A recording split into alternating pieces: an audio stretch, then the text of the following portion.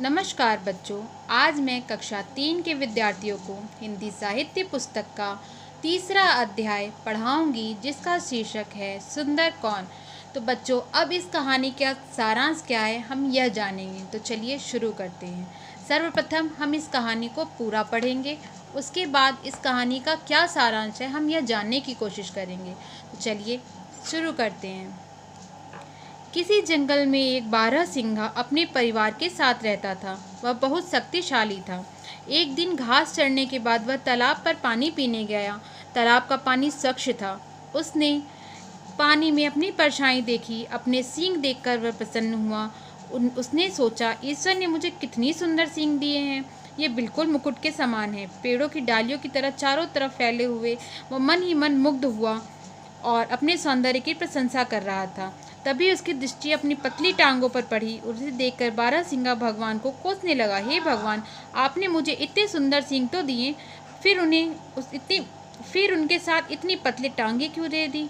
ये पतले दुबले पांव कितने बदसूरत हैं। सुंदर सींगों की शोभा भी कम कर रहे हैं। जब बारहसिंगा तालाब पर पानी पीने आता तो अपने सींगों को खूब निहारता। पल भर के लिए अपने आप को जंगल का राजा समझने लगता। वह सोचता, जब सींगों का मुकुट उसके सिर पर है तो दूसरा पशु जंगल का राजा कैसे हो सकता है। धीरे धीरे वह अपने आप को जंगल का राजा समझने लगा।